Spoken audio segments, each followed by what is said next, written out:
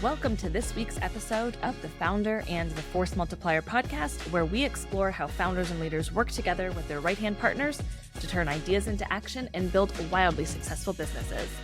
Today, I am speaking with Monique Helstrom. After nearly a decade as the executive assistant, producer, and chief of Simon Sinek, New York Times bestselling author and TED celebrity, along with her adventures as an event planner and a two-time small business owner, Monique has had unparalleled experiences and gained a unique perspective from thought leaders, executives, middle managers, celebrities, educators, military, social activists, and the general workforce that this world depends on. These encounters have equipped her with the tools necessary to decipher and disentangle common issues plaguing humans and businesses around the globe. And now, as a speaker, activator, and unlocker of human potential, she consults, coaches, and speaks internationally to teach people the most important skills that no one ever taught them before. She has helped individuals and teams understand and utilize their innate talents, master their communication, conquer their organizational roadblocks, and build powerful relationships that will actually progress their career. I have followed Monique's career closely for years. It was definitely a full circle moment for me being able to interview her. Monique is an amazing coach and speaker, and I so appreciate her advocacy for the executive support role, helping leaders and assistants build great partnerships, and for helping all professionals strengthen their communication skills.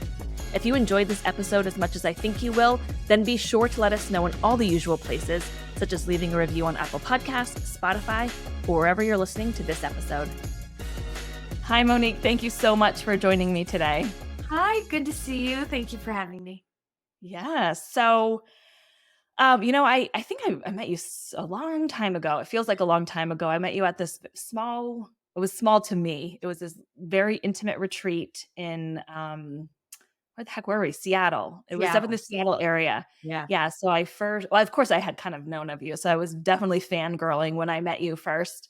But anyway, we'll get into that later. So obviously your career has changed since I originally met you. So tell me a little bit about what your business looks like today and just generally about your career path. Sure. Well, I definitely still work with my people, with my assistants, my executive assistants, my administrative profession. I still do a lot of coaching and speaking and communications training with them. I have started to a little, I want to call it a placement agency because that just gives it so much weight to it. But I have started actually finding executive assistants for various executives, really making that connection, making that placement, finding out exactly what that executive needs and what's the yin to their yang. And then I train them both, getting them up and ready to go, to fast forward that beginning part where we don't know each other and how do we communicate with each other and what kind of things do we need to know about each other. We sort of fast forward through that part. So I'm doing a lot of that, still doing lots of communications training because it's my favorite subject to talk about in the world. Yes. Yeah. Yeah. That matching that you're providing is, I just hear that all of the time a lot from founders, quite honestly, Yeah. that they just struggle with finding the right person. But beyond that, even if they found the right person, then I hear it from the other side, from the assistant side, getting that relationship started is really challenging. Yeah. So like, what are you seeing are like the first couple of things that you really think those people, like those partnerships need, in order to get started on the right foot? Sure.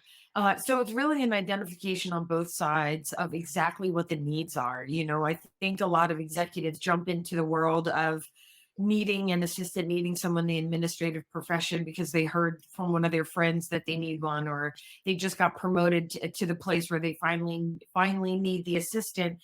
And they go and they ask for advice and they sort of carbon copy what they've heard to try to look for their own person without understanding that they as an individual are very unique and they have individual needs. Their job is unique and their job has individual needs. So what is that exact mirror opposite? What is that heads to that tail? So it really does start, as it always does, with leadership. Starts with the executives, starts with them really understanding what their needs are. And then when we really find this other human being, um, uh, helping to accentuate those skills that person has in order to use those for the executive. What What tools do they already have in their toolbox, and how do we enhance those with the assistant? That's what I work on a lot with. What do you have? What skills do you have? What strengths do you have? Do you have your innate talents? Let's amplify those and get those really shining, to get those in use immediately. And then again, that third part is the communication between the two of them, and getting that started in the beginning. It's like the beginning of any new relationship. It's a dance. You go in on a first date with someone and you're like, and you talk over them and you say something stupid, and and it's the same thing in this kind of relationship. It's this weird back and forth. So having me as someone, or any coach, to sit in that space and say, hey, executive, you're like this. Hey, assistant, you're like this. This is how you can work better together. It just amplifies that connection immediately, and can help their communication from that point forward. Man, I can see how powerful that would have been when I started my relationship with Adam so many years ago. But I'm just thinking of so many people that I talk to. I'm like, that tends to be like the crux of a lot of the challenges is, if they don't do it in the beginning, then it can be a year later, 2 years later, and they're still not, they eventually get there, but there still might be a couple of, there's communication challenges throughout the relationship, no matter how long. Even Adam and I still have and communication challenges. And you will. Again, this is a relationship. I use that word on purpose. This is something that has to be treated as such. You don't have a relationship with your significant other, your partner for life, and decide one day, like, I think we're good. We don't need to work on our relationship anymore. We don't really need to identify what's going on in our world. We don't need to take a pulse on how we're feeling today. Like, that's never going to happen with a partner. So why do we do that with our colleagues? Yeah, so true. That pulse. Yeah.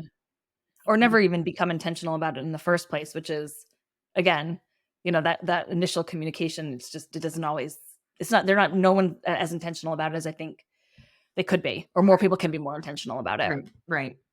And I also see a lot of misunderstandings happening in that first few months between an executive and their assistant. Because again, the executive sometimes has no idea what they actually want from their assistant. So they'll just say something or give a directive in a certain way. Whereas the assistants with our personality, we're like, oh, he likes it done this way. He likes his lunch like this. He likes his travel like this. He likes it because it was asked in the first few months, and then they're on that pathway. They got blinders on and they're not changing. Whereas you really got to figure out in that first 3 months, like, what systems are there and what can we improve, rather than reading everything as dogma, reading everything as written in stone. Yeah, totally.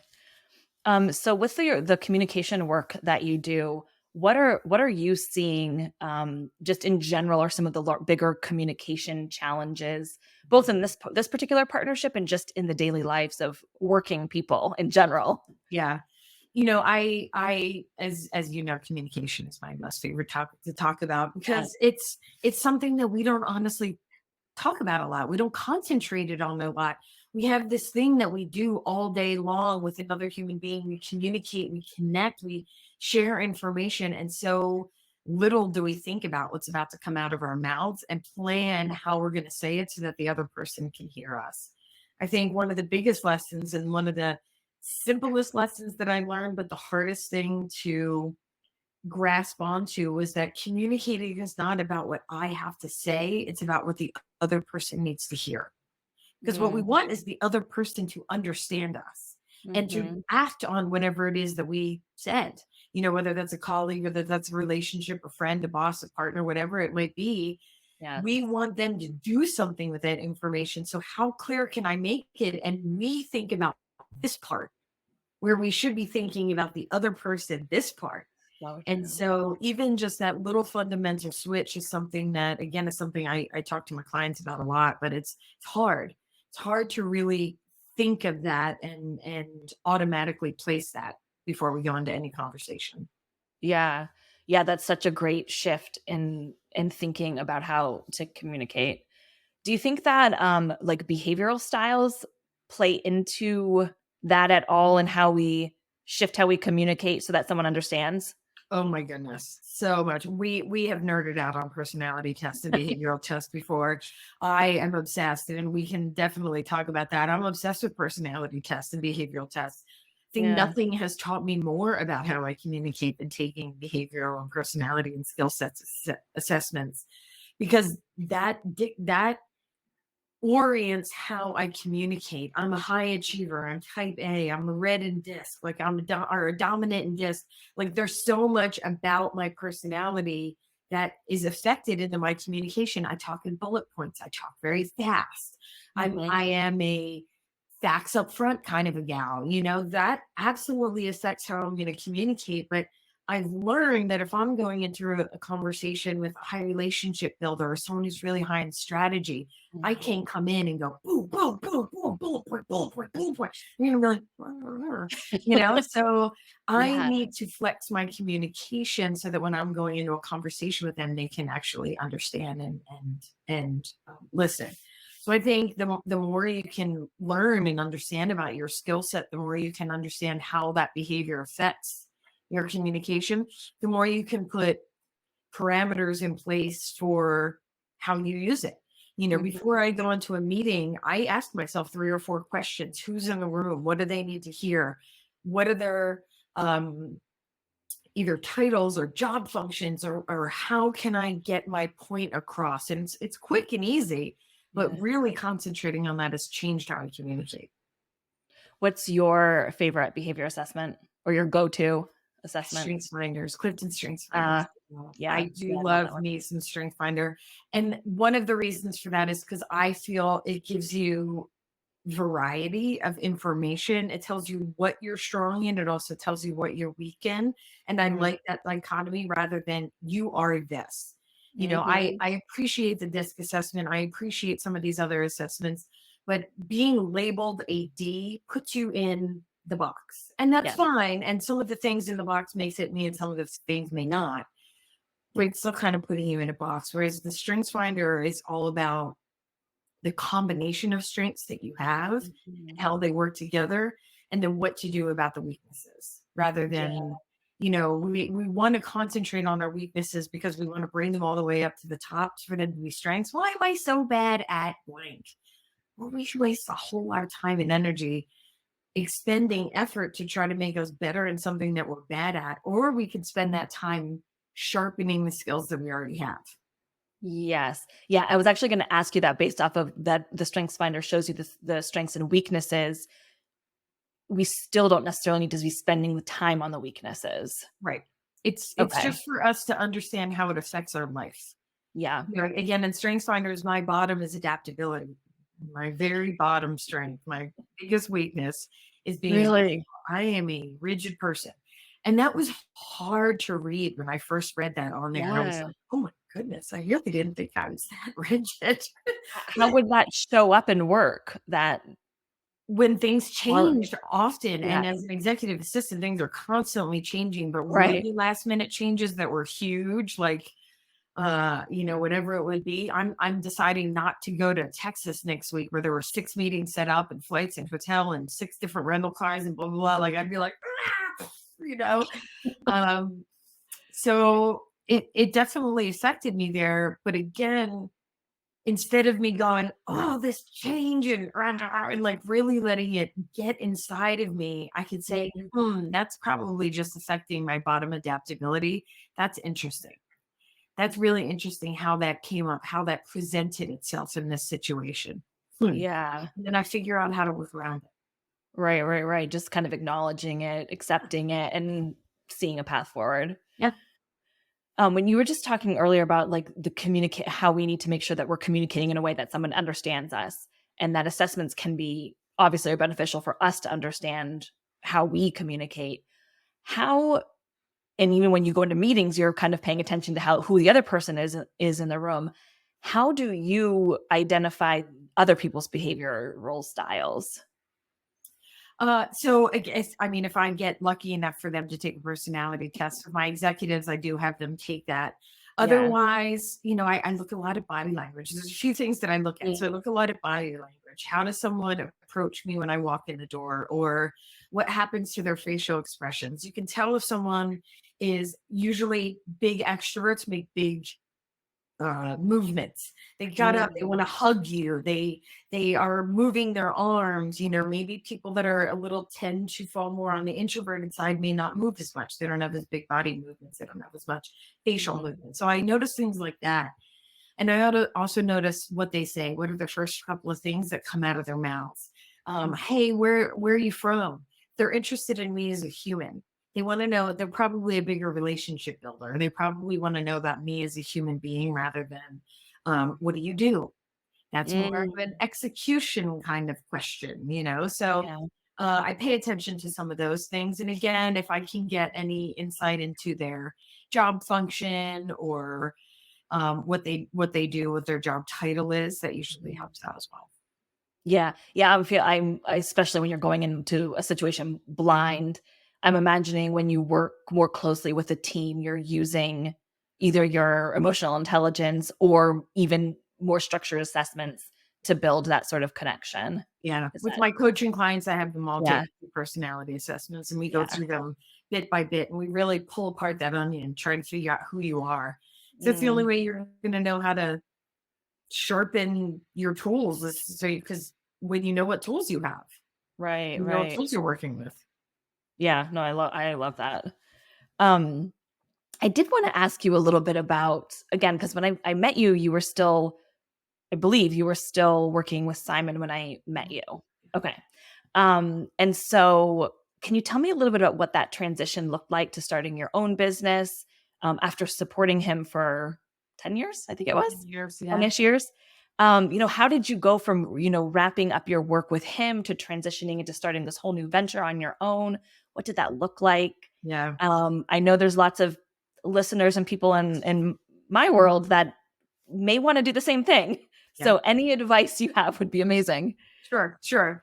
Well, the transition out was difficult. I made 100 documents of the things that I did and tabbed and bullet pointed every step of the way. And I definitely put a lot of time and energy into setting the next person up for success, which helped a lot for the next person coming in, which I think is something that we can do.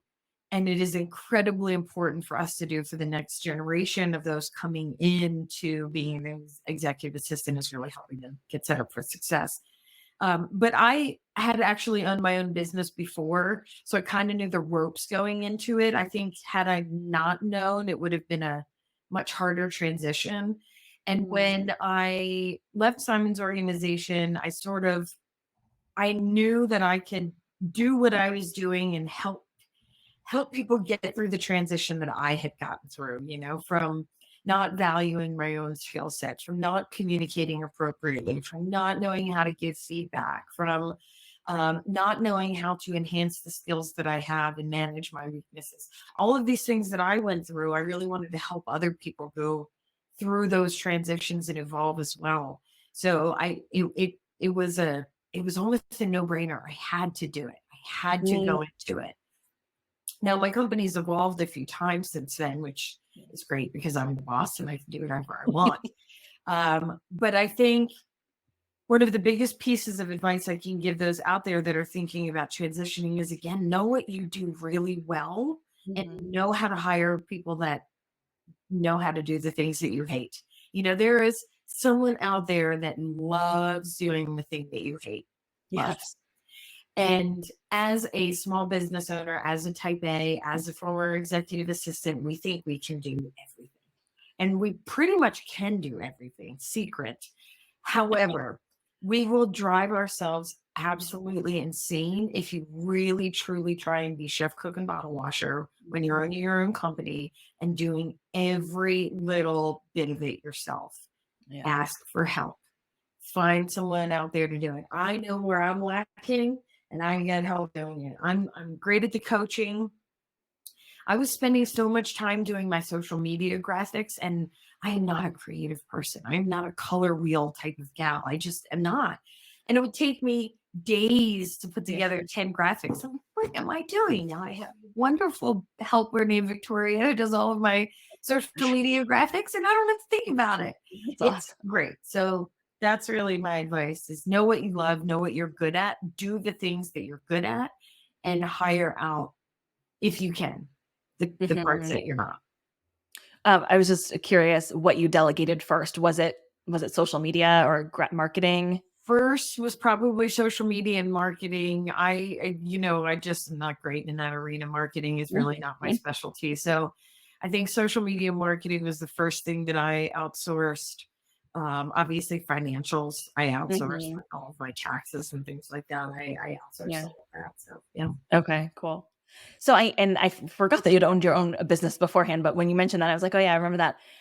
So what made you go from entrepreneur or business owner to intrapreneur and then back out again? Like what was the kind of the driving forces behind that? When I took the job with Simon, you mean? Yeah.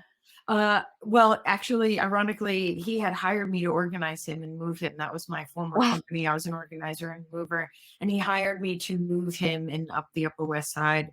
And by the end of the first day, he was like, "You have to work for me full time." And I need you in my life full he time. he he gave me an offer I couldn't refuse. Pretty much, Got it. he wanted to change the world, and he needed someone to help him do it. Oh, yeah, I love So, that really was worth it to me to help him build the world that we both saw. that. Mm, Um, and then going back out into the world of entrepreneur, I may go back into the world of being an yeah. entrepreneur again.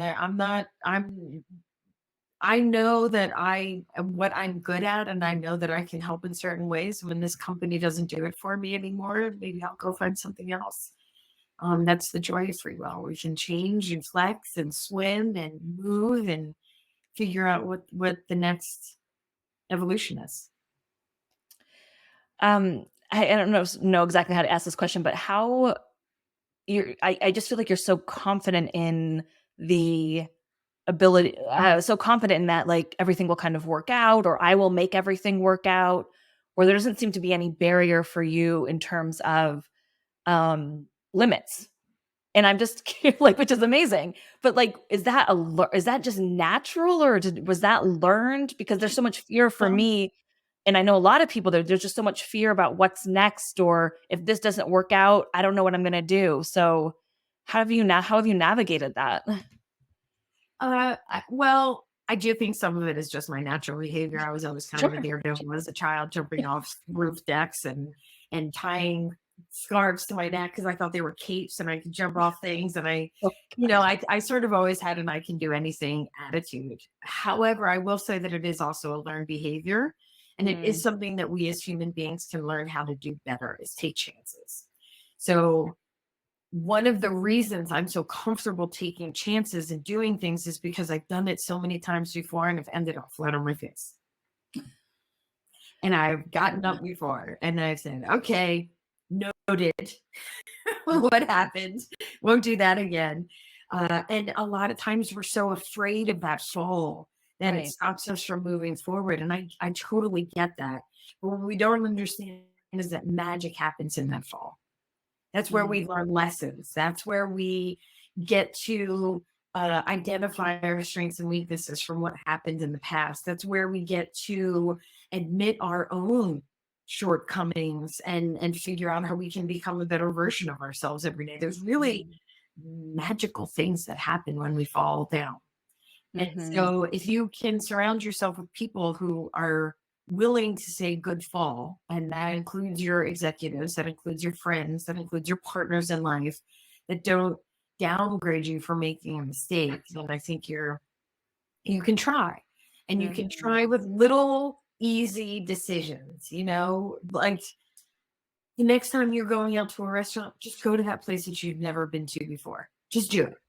Just jump, close your eyes and jump and just go. Or mhm, little things that are not going to rob your bank, at the end of the day, little right. things like that. And when you start to practice that, like it's just that, that jumping over, you get more comfortable with it. I can't tell you that sometimes I don't have those experiences where I'm like, oh, what am I about to do? That doesn't sound like a good idea. Yeah. Um, but, and it's scary, but I still do it anyway, even with the fear. Yeah. Yeah. And I feel like that two things you said were the key, that you feel the fear and you're doing it anyway. Yeah. And you also mentioned surrounding yourself with people who say good fail. Yeah. And I think I'm just kind of thinking about, all the conversations I've had over the years. And I'm like, not that that's the sticking point for a lot of people, but if they could take care of that one piece, they'd be willing to feel that fear and do it anyway so much more than they probably are. Yeah. So it's really, really, really good point. Yeah. Fear. There's a reason our body feels fear, and we shouldn't ignore those signs. It's the same way. I mean, Right. we feel excitement and love and fear and anticipation and all those things, and our body has all these things that go on when those emotions take a hold, and we should pay attention to them. But we shouldn't let them dictate what our moves are going to be. We should notice them, acknowledge them, and then do what we were going to do anyway. Yeah, right. That's gonna say. I love that. Okay, I have so many questions for you. I wanted to ask, because I've been doing a bunch of market research lately, kind of around the assistant community. And I wanted to kind of get your perspective and what you're seeing. What's coming up a lot is this need for the executive assistant or sometimes chiefs of staff to feel more respect, and for others to better understand what their role is. Mm-hmm. And then coupled with that is also they feel this need, and we're kind of talking about this, feel more confident in themselves to maybe take those chances and do new things. What are you seeing, or how have you helped people work through that before? Do you think that's pretty common? I think that's incredibly common, especially in our profession. There's really a blanket attitude over the entire administrative and chief of staff profession that says that my skill set isn't as valuable as visionary skill set. We as a group of people downplay our own skills a lot. Oh, I'm just an organizer. Oh, I'm just an assistant. So it all, unfortunately, sorry to say this, but it all starts within. It all starts from within us. If we don't value our own skill set, no one else is going to. So when we say, oh, I'm so type A, when we say, oh, I really, it's so embarrassing. I love pivot tables and Excel. Like when we start to downplay our own skills, and then other people are doing it, we're like, why are they doing it? Because we're the ones that started that train, So we have to start appreciating who we are. And then, the respect needs to come from an understanding of what your job function is. As an executive assistant, as an administrative professional or chief of staff, quite unfortunately, the title doesn't always dictate what we do, because there's such a breadth of stuff that we do that someone who's labeled an executive assistant at one company and then someone at a different company, they might do completely different things. People within the same organization that have the same title do completely different things. So we really need to understand, you need those job descriptions. We need those pieces of paper that we can show people what our job function is, what we're responsible for, what our goals are, and how we help bring the CEO or the executive's goals to life. So what is that connection? So having job descriptions, having one pagers to tell people, this is how I can help you. I mean, I know it sounds a little constructed and corporate, but if you want to know what I do, here's my one pager. Yes, I recommend people do that. So I think it's great. Yeah, I love it. And then of course the executive does need to back up the assistant as well, which is unfortunately one of the harder parts. Is the executive needs to be the bullhorn, if you will, to say, I trust this person, this human with blank. I trust them with this, and say that publicly, say that loudly, say that in meetings, use that person. The more the executive can refer to that person, show that they are trusted, the more that they'll be trusted by other people, which is again something that we lack a lot. Yeah. Oh, I was talking to somebody earlier today, and they kind of, I was like, I kind of knew this, but they brought up an interesting point about, so I'm curious I know a little bit about how you fell into the EA career. I don't know if you would say that, I guess I would say that about myself too. And she was explaining how a lot of us, like, we don't go to school to be executive assistants or chiefs of staff. So that, like, engineers do, or directors of marketing do. So the majority of us, I would say, kind of fall into it at one time or another. Do you think that has anything to do with the way the role is viewed, and like, we don't need a certain education, anyone can do it, you don't need to be special, like that sort of mentality? Sure, absolutely. Because it's more of a behavior and a skill set that points us towards this profession rather than an interest. An Mm, interest in stars. I want to be an astronomer or an astronaut. Um, Whereas this is, we can say all day long, I love pivot tables and I love Excel spreadsheets, and I don't know where that would point me when I was in school. But yeah, right. a lot of us do fall into this profession, and it happens Yeah. by accident. Right. So, but then we fall into it and we're like, oh, there's a profession for this. This is I amazing. I can't do know. anything but this for the rest of my existence.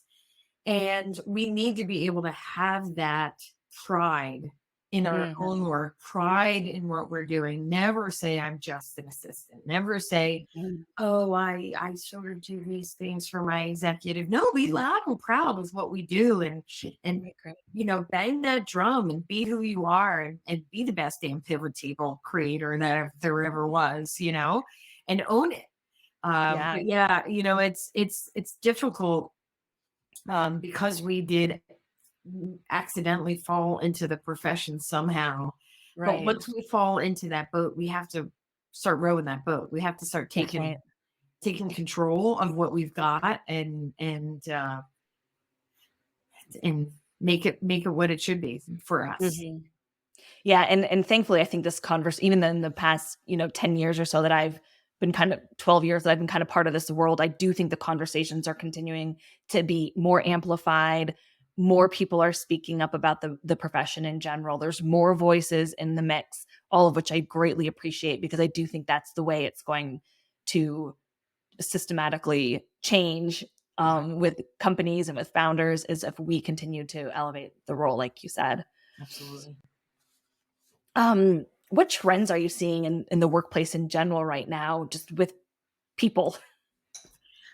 It's exactly that. People, I've seen in general a return to the focus on the people as opposed to the focus on the profits. And yeah, this should have been the way that it's been going forever. But thank you, 1980s, for setting us in a different direction there. But so I am seeing more and more companies hiring me to do communications training.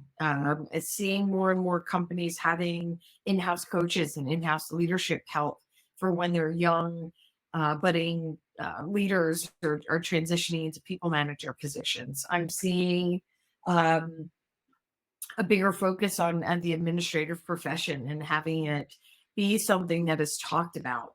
So I think, and I'm thrilled that we're going back to a focus on the people and what the individual people need in an organization and how we can make that better. Mhm. The trends of taking personality tests company wide, big companies are doing it now, which I love. So I hope it continues. I hope it continues to grow. And, because if our people aren't happy, our profits aren't going to go anywhere. Exactly. Yeah. Yeah. What would you, or what do you think are the most important things that employees need to be focused on right now in order to kind of evolve and or thrive in this new world of work that we're in? Yeah. Um, not to sound like a broken record, but we can really change our world by communicating differently with each other, Mhm. and opening up our perspective to allow new information to break through the walls that we keep up in our brains. The older we get, the more structured we get, and the more ways that our perception stops us from listening to other people, stops us Right. from hearing other people, stops us from seeing other people. Our perception is dangerous in that way. We're going to see what we want to see, and the older we get, the more that is a thing. So the more we can sort of keep our doors cracked in our brains and allow new information to come in, allow new perspectives to come in and say, huh, that could change things. I think Um, how we communicate with people will be different. Our political scene will be much different. I think a lot of things would be different if we just allowed people to be messy, weird humans. What's one small action that somebody could take to bring this sort of conversation conversation and or change to their company? I think, and I'm seeing this more and more and more, and I'm doing this a lot with my clients. We're having reset conversations. It doesn't matter how long you've been working with someone, doesn't matter how long you've been someone's colleague or someone's assistant. Saying on Friday, we're going to reset. We're going to start from scratch and we're going to talk about ourselves. And I'm going to tell you how I like to communicate. And you're going to tell me how you like to communicate. And I'm going to tell you some of my triggers and you're going to tell me some of your triggers. And we're going to kind of unpeel the onion and talk about whatever it is that we feel comfortable talking about. I've had so many clients who've been working with their executives for years, plural years, and have said things like, "You prefer text messages over email?" I'm like, "Oh, you know how much easier your life is going to be from this point forward." So, it's never, ever, ever too late to have a reset conversation with someone that you work with a lot and just talk about who you are as a human, what your skill set is. If you have personality tests, bring those out. Talk about your family, get to know each other as humans. Yeah, I love that, especially for those long relationships where even you mentioned in the very beginning where whatever was like set, like you take whatever at face value and you're like, things change, people change. And if you're not having those reset conversations, you may be operating under the wrong information or wrong assumptions. I love that idea. Yeah. Okay. What are you working on next? What am I working on next? So I'm really, I love helping executives find executive assistants. I feel like that was really an interesting pathway for me to take. So I really love working on that. So if you're an assistant or an executive out there who's looking for the yin to your yang, I can definitely help you there. And just doing more with these communications courses, really trying to get this out and get people willing to talk about talking, willing to talk about their shortcomings as a communicator, and willing to raise their hand and say, "I need help." I never really did learn how to give feedback. I never did learn how to have hard conversations. So the more I can get that out there and help people, even if it's one person at a time, I want to help people have those hard conversations. That's amazing. I love it. Thank you so much for being here with me today. Thank you. Thank you. Lovely to see you.